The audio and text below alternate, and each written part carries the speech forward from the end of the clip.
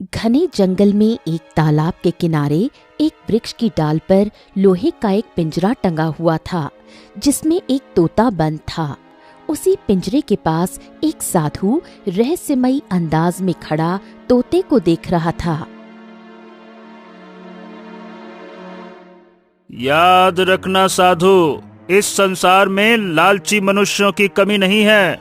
मैं बहुत जल्दी अपने असली रूप में आ जाऊंगा, बहुत जल्दी। अच्छा, तो कोशिश करके देख ले। अगर सफल हो गया तो तेरी किस्मत, और अगर असफल हो गया तो फिर तू सीधे पत्थर का बन जाएगा और किसी काम का नहीं रहेगा। तो फिर ठीक है, मैं इंतजार करूंगा, और जिस दिन मैं अपने असली रूप में आ गया ना, उस दिन मैं तुझे देख लूंगा। उस दिन पत्थर का मैं नहीं, बल्कि पत्थर का तू बनेगा, तू। साधु रहस्यमयी अंदाज में मुस्कुराया और वहां से चला गया।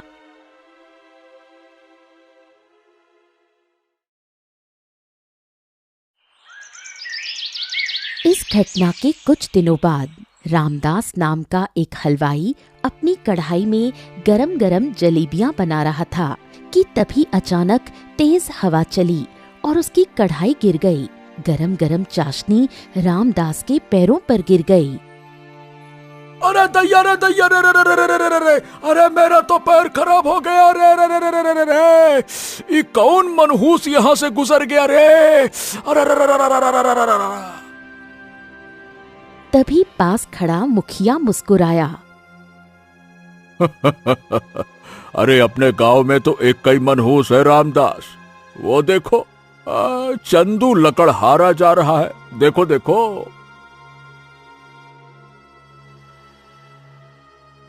ये सुनकर रामदास की नजर चंदू पर पड़ी और वो क्रोधित हो गया। अरे अरे भगवान, आखिरकार इसको इस धरती में भेजा क्यों? आखिरकार ये पैदा ही क्यों हुआ? क्यों रे चंदू, तू क्यों पैदा हुआ है? तेरी वजह से सारा का सारा गांव परेशान है, मनहूस कहीं का। अरे रे रे रे रे रे। अरे लेकिन मैंने क्या कर दिया रामदास काका? क्या कर दिया? अरे गर्मा गर्म जलेबियां बना रहा था। तू जैसे ही यहाँ से गुजरा, तेज हवा चली, कढ़ाई गिर गई और मेरा पैर खराब हो गया रे दैया रे दैया। आज का मेरा काम तो हो गया, नुकसान हो गया, ऊपर से पैर जल गया। अब तुझे मुझे किसी वैद्य के पास ले जाना होगा। मुखिया जी, मैं कहता हूँ इसको गांव से निकलवा दीजिए। अब गांव वाले इसे और बर्दाश्त नहीं कर सकते। अरे अरे अरे अरे अरे अरे। इतना कहकर रामदास वैद्य की झोपड़ी की ओर चला गया। ये सब सुनकर चंदू नाराज हो गया और जंगल में लकड़ियां काटने चला गया। वो एक वृक्ष की लकड़ियां काटने लगा। उसके सामने ही बिरजू नाम का एक लकड़हारा लकड़ियां काट रहा था। जैसे ही उसने चंदू को देखा, वो गुस्से में बोल उठा। धात तेरे की, सुबह सुबह किसकी शक्ल देख ली? लगता है आज एक भी लकड़ी नहीं कट पाएगी। धा ससुरा। अरे ये तुम क्या कह रहे हो बिरजू? बिल्कुल सही कह रहा हूँ। अरे तेरी शक्ल जो एक बार देख लेता है, उसके साथ कुछ ना कुछ बुरा जरूर होता है, मनहूस कहीं का। तभी अचानक तेज आंधी चलने लगी और एक वृक्ष टूटकर बिरजू के ऊपर गिर गया। अरे कोई मुझे बचाओ, कोई मुझे इस वृक्ष के नीचे से बाहर निकालो।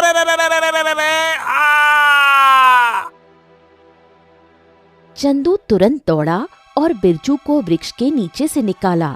बिरजू लड़खड़ाते हुए खड़ा हो गया और गुस्से में चंदू की ओर देखने लगा। अरे रे रे, अब तो मुझे पूरा विश्वास हो गया कि तू मनहूस नहीं, महामनहूस है। देख, जब तू यहाँ नहीं था तो जंगल कितना सामान्य था। जैसे ही तू यहाँ आया, आंधी आई और वृक्ष मेरे ऊपर गिर गया।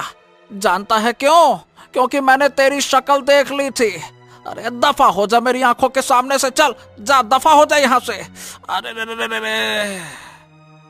ये सुनकर चंदू निराश मन से अपने घर लौट गया। घर पहुंचते ही चंदू की पत्नी राधा उसे देखकर चौंक गई। अरे ये क्या, आज आप इतनी जल्दी आ गए? हाँ, क्या बताऊं, आज मेरा काम में मन ही नहीं लग रहा था। इतना कहकर चंदू ने शुरू से लेकर अंत तक सारी घटना राधा को बता दी। बात यह है कि राधा, सही बताऊं, पहले तो मुझे लगता था कि गांव वाले मुझे सिर्फ चिढ़ाते हैं, लेकिन अब तो मुझे विश्वास हो गया कि मैं वास्तव में मनहूस हूं। रामदास जलेबी वाले के यहां से गुजरा तो उसकी कढ़ाई की चाशनी उसके पैर में गिर गई, और जंगल में लकड़ी काटने गया तो अचानक आंधी आई और एक पेड़ बिरजू के ऊपर गिर गया। वो तो अच्छा हुआ कि उसे कोई नुकसान नहीं पहुंचा।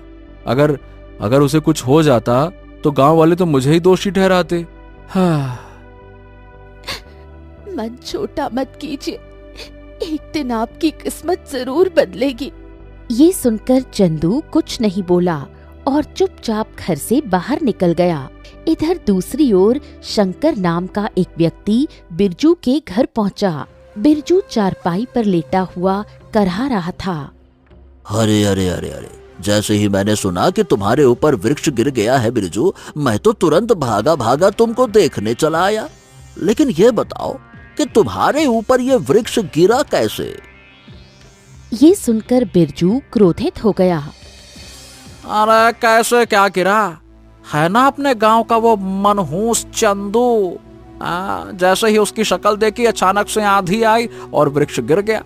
पता नहीं गांव वाले गांव में उसे रखे क्यों हुए हैं।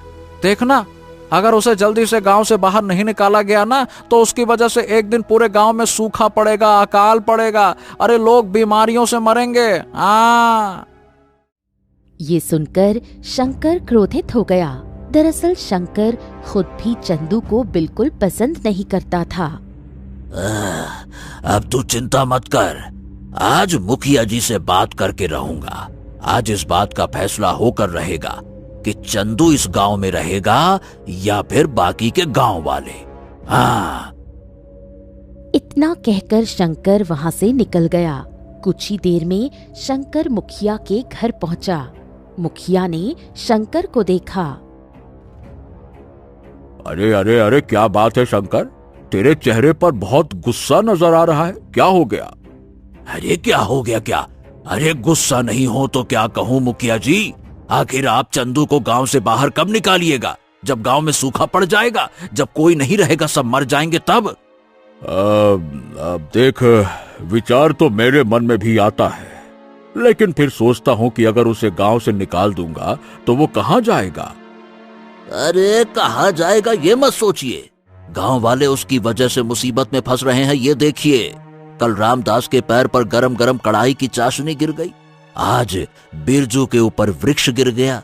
देखना मुखिया जी, एक दिन आपके घर की छत भी आपके सर पे गिर जाएगी, तब आपको पता चलेगा कहां भेजू, कहां जाएगा। अरे शुभ शुभ बातें बोल शंकर, फालतू की बातें अनाप शनाप मत बोला कर। हाँ नहीं तो। अरे मैं सत्य कह रहा हूं, इससे पहले कि ऐसी नौबत आए आप चंदू को यहां से निकाल दीजिए ना रहेगा बांस, ना बजेगी बांसुरी। मुखिया गहरी सोच में डूब गया। चलो मेरे साथ चलो। कुछ ही देर में मुखिया शंकर के साथ चंदू के घर पहुंचा।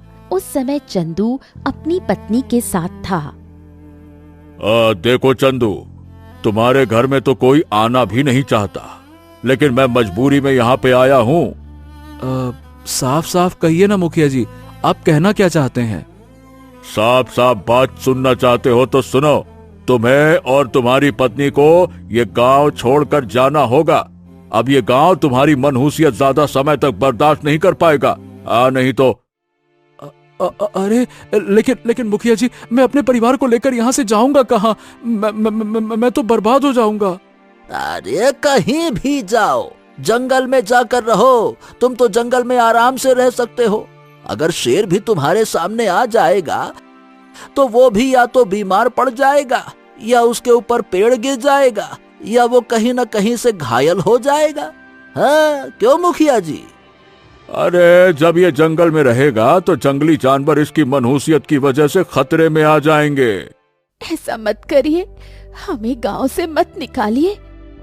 1 महीने का समय देता हूँ। 1 महीने के अंदर अपनी मर्जी से गांव छोड़कर चले जाओ, नहीं तो गांव वाले मिलकर तुम्हें धक्के मारकर निकाल देंगे। इतना कहकर मुखिया और शंकर वहां से चले गए। अब हम क्या करेंगे? राधा, जिन गांव वालों की नजर में मेरी कोई इज्जत ही नहीं है, उस गांव में रहने से क्या फायदा। छोड़ देते हैं, हम ये गांव छोड़ देंगे। चलो। इतना कहकर चंदू कुल्हाड़ी उठाकर जंगल चला गया और एक वृक्ष के नीचे बैठकर रोने लगा। तभी उसके कंधे पर पीछे से किसी ने हाथ रखा। चंदू ने पीछे मुड़कर देखा तो एक साधु उसके सामने खड़ा था। एक मर्द होकर तू रो रहा है? मर्द की आंखों में आंसू अच्छे नहीं लगते। मर्द तो दूसरों की आंखों से आंसू पोंछते हैं। जो मेरे साथ हो रहा है, अगर वो किसी भी मर्द के साथ होगा ना, तो महाराज वो फूट फूट कर रोएगा ही। बस शांत। अपनी समस्या बताओ, क्या बात है? चंदू ने शुरू से लेकर अंत तक अपनी सारी समस्या साधु को बता दी। अब आप ही बताइए साधु महाराज। गांव का बच्चा बच्चा मुझे मनहूस के नाम से बुलाता है। मैं कहीं भी जाता हूं तो कुछ न कुछ बुरा हो ही जाता है। ये सुनकर साधु रहस्यमयी अंदाज में चंदू का हाथ देखने लगा। उसकी आंखों में चमक आ गई। तेरा मन लालच से मुक्त है, तू एक अच्छा इंसान है। लेकिन यह भी सत्य है कि तेरी कुंडली में शनि डेरा जमाए बैठा हुआ है। इसी वजह से तू जहां जाता है, जिससे भी मिलता है, उनके साथ कुछ ना कुछ बुरा हो जाता है। तो क्या मैं हमेशा ऐसा ही रहूंगा महाराज? नहीं। जिस दिन तू किसी राक्षस से मिलेगा, उस दिन तेरे ऊपर मनहूसियत का साया खत्म हो जाएगा और उसी दिन तेरी किस्मत तेरा साथ देने लगेगी। कैसी बातें कर रहे हैं महाराज? मैं राक्षस से मिलूंगा तो वो तो मार ही देगा। फिर ना मैं रहूंगा ना मेरी किस्मत रहेगी, तो कौन? मतलब ये क्या उपाय है? कुछ राक्षस बड़े ही अच्छे जीवों के रूप में रहते हैं और बड़ी मीठी बोली बोलते हैं। समय आने पर तू स्वयं समझ जाएगा। इतना कहकर साधु वहां से चला गया। चंदू को कुछ बातें समझ में आईं और कुछ नहीं आईं। चंदू चुपचाप उठा और जंगल की गहराई में लकड़ियां काटने चला गया। कुछ देर बाद वो जंगल के एक ऐसे स्थान पर पहुंचा जहां चारों ओर सन्नाटा पसरा हुआ था। तभी उसकी नजर तालाब के किनारे खड़े एक वृक्ष पर पड़ी। इतना कहकर चंदू उस वृक्ष को काटने लगा, लेकिन अगले ही पल उसकी कुल्हाड़ी अचानक उसके हाथों से छूट गई और तालाब में गिर गई। एक कुल्हाड़ी थी जो मेरा सहारा थी, जिससे जीवन यापन हो सकता था, वो भी चली गई। तभी चंदू के कानों में एक आवाज टकराई। लोहे की कुल्हाड़ी के लिए क्या रोना, जिसके नसीब में लिखा हो बहुत सारा सोना। चंदू ने ऊपर देखा तो उसकी नजर वृक्ष पर टंगे एक लोहे के पिंजरे पर पड़ी, जिसमें एक तोता बंद था। अरे ऐसे क्या देख रहा है? मैं ही बोल रहा हूँ। ये बता, आखिर कुल्हाड़ी के लिए रोता क्यों है तू? अरे कहे तो मैं तुझे कुल्हाड़ी के बदले में ढेर सारा खजाना दे सकता हूँ।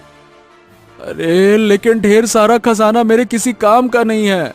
शायद तू जानता नहीं है, मैं मनहूस हूँ, मनहूस।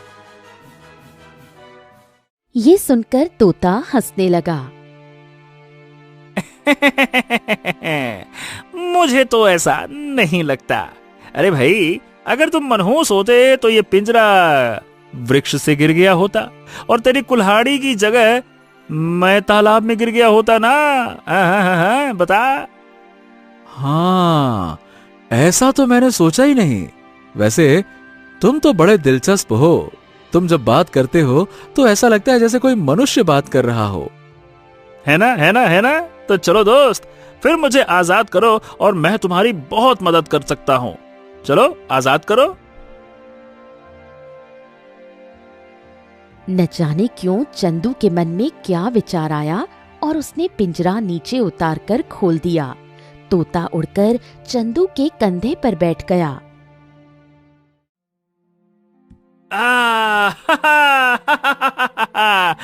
हाँ, काफी समय हो गया मुझे पिंजरा में बंद हुए।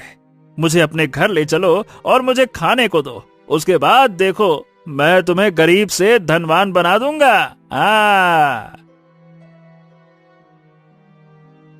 इधर दूसरी ओर गांव का मुखिया शंकर से बातें कर रहा था कि तभी अचानक उसका पैर मुड़ा और वो गिर पड़ा। अरे क्या हुआ मुखिया जी? अचानक से पता नहीं क्या हुआ। लगता है मेरे पैर में मोच आ गई। पकड़ो पकड़ो पकड़ो, मुझे वैद्य के पास ले चलो। शंकर इधर उधर देखने लगा। अरे अजीब बात है, आज तो मनहूस भी गांव में नहीं है, तो फिर आपके पैर में ये मोच कैसे आ सकती है? अरे वो सब बाद में सोचना, पहले जल्दी से ले चलो। रे रे रे रे रे रे रे। शंकर मुखिया को उठाने ही वाला था कि तभी वहां से चंदू गुजर गया। अगले ही पल मुखिया उठकर खड़ा हो गया। हाँ हाँ हाँ, अरे अरे मेरे पैर का दर्द तो अचानक से गायब हो गया। ये कैसे हो सकता है? ये तो बिल्कुल ठीक हो गया। अरे चंदू, ये पहली बार देख रहा हूं कि तेरे आने पर चीजें ठीक हो रही हैं, वरना तेरे आने पर तो चीजें बिगड़ जाती थीं। हाँ, अरे मेरे पैर में भयंकर मोच आई थी, लेकिन तेरे आते ही ठीक हो गई। क्यों रे चंदू, ये कौन सा जादू सीख कर आया है रे तू? अरे मुखिया जी, क्या जादू फादू की बात करते हैं? ये इत्तेफाक होगा, इत्तेफाक। आप अपने विचार मत बदल दीजिएगा, इसे गांव से निकाला दीजिएगा। हाँ। मुखिया शंकर की ओर देखने लगा, लेकिन चंदू उनकी बातें सुने बिना अपने घर चला गया। घर पहुंचते ही चंदू के कंधे पर बैठे तोते को देखकर उसकी पत्नी राधा चौंक गई। ये तोता कहाँ से उठा लाया आप? चंदू ने शुरू से लेकर अंत तक सारी घटना राधा को बता दी। इसका दावा है कि ये हमें धनवान बना सकता है। क्या सच में? लेकिन पहले मेरी सेवा तो करो, फिर मिलेगा तुम्हें मेवा। उस दिन से चंदू और राधा दोनों तोते की सेवा करने लगे। कुछ दिनों बाद तोता चंदू को अपने साथ जंगल की एक गुफा में ले गया। गुफा के अंदर ढेर सारा सोना, हीरे और मोती बिखरे पड़े थे। ये तो किसी राजा का खजाना लगता है।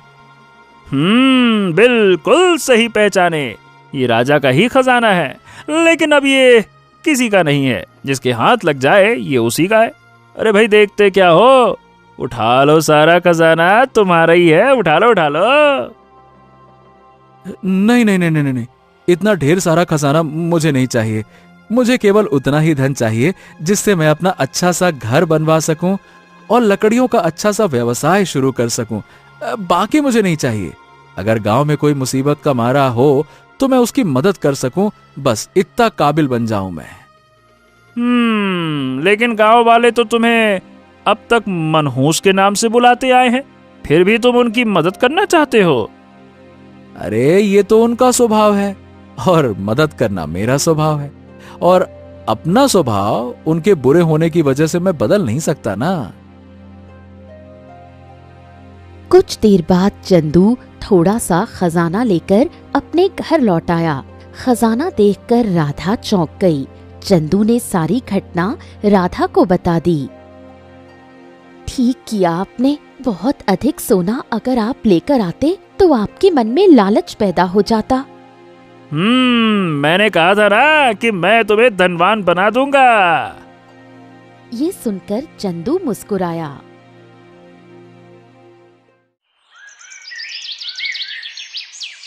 कुछ ही दिनों बाद चंदू के टूटे फूटे घर की जगह एक बहुत ही अच्छा घर बन गया और चंदू धनवानों जैसा जीवन व्यतीत करने लगा। गांव में उसका सम्मान भी बढ़ने लगा। अब गांव में जिस किसी को भी धन की आवश्यकता होती वो चंदू के पास आ जाता और चंदू तोते के साथ गुफा से सोना निकालकर उसकी मदद करता। ये सब देखकर शंकर को अच्छा नहीं लगा। एक दिन वो मुखिया के पास पहुंचा। अरे मुखिया जी, ये बताइए, आपको कुछ अजीब नहीं लगता? माने कि कुछ दिन पहले चंदू मनहूस था, गांव वाले उसकी तरफ देखना भी पसंद नहीं करते थे। आज तो वो धनवानों जैसा जीवन व्यतीत कर रहा है। देखिए तो, आखिरकार इसके पास इतना धन आया कहां से? अरे तुमने एक बात पर ध्यान नहीं दिया शंकर? अब चंदू मनहूस नहीं रहा। अब वो जहां भी जाता है लोगों के साथ कुछ न कुछ अच्छा होता है और फिर वो लोगों की मदद भी करता है।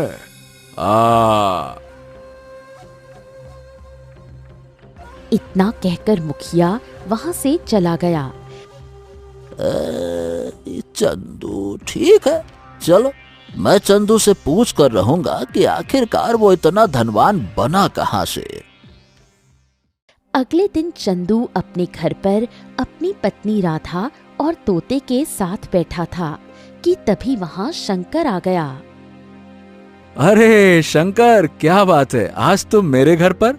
वाह भाई वाह, आज लगता है सूरज पश्चिम से निकला है। तुम्हें इस मनहूस के घर पर नहीं आना चाहिए था शंकर। देखो, जो कुछ भी मैंने तुम्हें बुरा भला कहा, मुझे क्षमा कर दो। अब तो तुम भाई मनहूस नहीं रहे, किस्मत वाले बन गए हो। देखो, दरअसल मैं तुमसे ये पूछने आया हूं कि अचानक से तुम्हारे पास इतना धन कहां से आ गया? ये सुनकर चंदू मुस्कुराया। कोई और पूछता तो मैं कभी नहीं बताता शंकर, लेकिन तुम पूछ रहे हो तो जरूर बताऊंगा। ये सब कुछ इस तोते की वजह से हुआ है। इतना कहकर चंदू ने शुरू से लेकर अंत तक सारी घटना शंकर को बता दी। ये सुनकर राधा चौंक गई और धीरे से चंदू से बोली, ये क्या कर रहे हैं आप? आपने ये रहस्य शंकर को क्यों बता दिया? लेकिन चंदू चुप रहा। मैं कैसे विश्वास करूं कि तुम सच बोल रहे हो? कुछ ही देर बाद चंदू, शंकर और तोता गुफा के अंदर खड़े थे। शंकर आश्चर्य से खजाने को देखने लगा। हे भगवान, ये तो बहुत सारा खजाना है। अब ये खजाना मेरा है। इतना कहकर शंकर खजाने की ओर बढ़ा। तभी तोते के शरीर से रंग बिरंगी किरणें निकलने लगी। अरे अरे ये तुम्हें क्या हो रहा है? ये क्या हो रहा है तुम्हें? अरे मूर्ख, अब मैं अपने असली रूप में आ रहा हूँ। लेकिन अपने असली रूप में आने से पहले मैं तुम्हें सच्चाई बता देना चाहता हूँ। ये खजाना मेरा था। मैं केशव नगर राज्य का राजा था। मैंने इस खजाने को प्रजा से छिपाकर गुफा में रखवा दिया था। एक साधु ने मुझे क्रोधित होकर राक्षस बनने का श्राप दे दिया। फिर एक दूसरे साधु ने मुझे तोते में बदल दिया ताकि मैं किसी को नुकसान न पहुंचा सकूं। लेकिन उसने ये भी कहा कि अगर कोई इस खजाने को लालच की नीयत से छुएगा तो मैं श्राप से मुक्त हो जाऊंगा।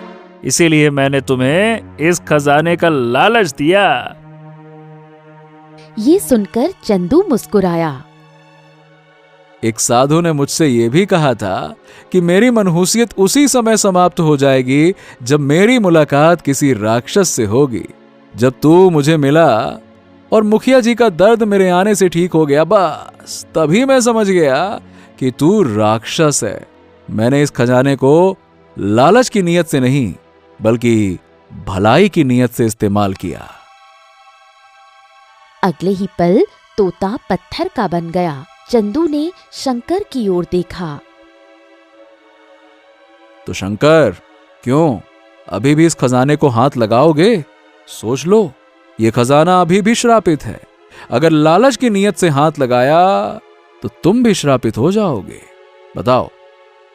नहीं नहीं नहीं नहीं चंदू, मुझे मुझे मुझे अपनी गलती का एहसास हो गया। मेरा मन तुम्हारी तरह लालच से मुक्त नहीं है। मैं अब इस खजाने की ओर देखूंगा भी नहीं। कहाँ खजाना, कौन सा खजाना, मुझे नहीं पता। मैं चला इतना कहकर शंकर वहाँ से चला गया। चंदू मुस्कुराता हुआ अपने घर लौट आया। अब गांव वाले उसे मनहूस नहीं बल्कि भाग्यवान और दयालु व्यक्ति कहने लगे।